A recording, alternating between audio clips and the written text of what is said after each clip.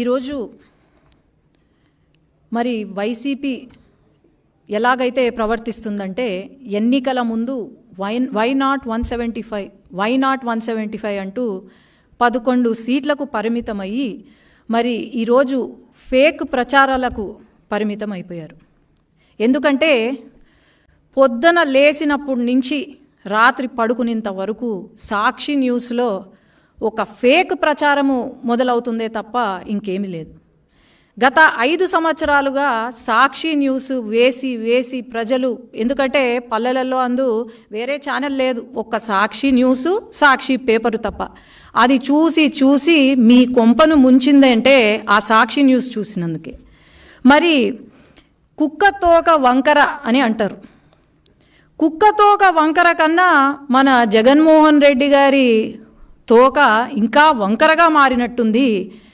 మరి ఎట్లా అయిపోయిందంటే అధికారంలోకి వచ్చి 2 నెలలు అవుతుంది.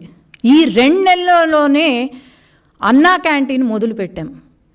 పేదవాడికి ఒక అన్నం పెట్టే అన్నా క్యాంటీన్ని కూడా వీళ్ళు కామెంట్లు చేస్తూ, శుభ్రత గురించి కామెంట్లు చేస్తూ, మరి 5 సంవత్సరాల నుండి వీళ్ళు ఏమైనా మంచి చేశారా అంటే లేదు, ఇప్పుడు మంచి చేస్తున్నారు అంటే వీళ్ళు అడ్డుపడుతున్నారు.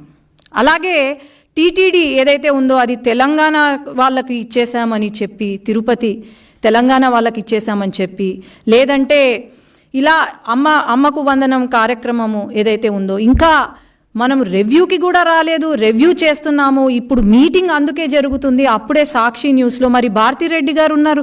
భారతిరెడ్డి గారు సాక్షి ఏమంటారు, సత్యమేవ జయతే అని రాసుకున్నారు సాక్షి న్యూస్లో. సత్యమేవ జయతే కాదు భారతిరెడ్డి గారు, అసత్యమేవ జయతే అని మీరు క్యాప్షన్ మార్చుకుంటే బాగుంటుంది.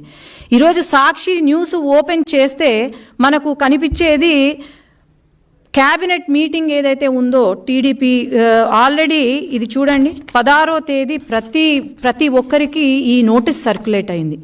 28వ తేదీన మనకు క్యాబినెట్ మీటింగ్ ఉంటుంది అని చెప్పి, మరి ఈరోజు ఎందుకు సాక్షిలో ఎటువంటి ఇది లేకుండా లేదు, క్యాబినెట్ మీటింగ్ కావాలనే పోస్ట్పోన్ చేశారు అని లోకేష్ అన్న పైన దుష్ప్రచారాలు చేస్తున్నారంటే వీళ్లకు ఫాల్స్ ప్రచారము తప్ప ఏమీ లేదు. జగన్మోహన్ రెడ్డి గారు ఈ 5 సంవత్సరాలు చేసింది బాగానే చేశారు అని అనుకుంటున్నట్టున్నారు. మరి ఇప్పుడు ఎంతసేపు ఫేక్ ప్రచారము తప్ప పార్ట్ టైం పొలిటీషియన్గా మారిపోయారు తప్ప ఇంకేం లేదు.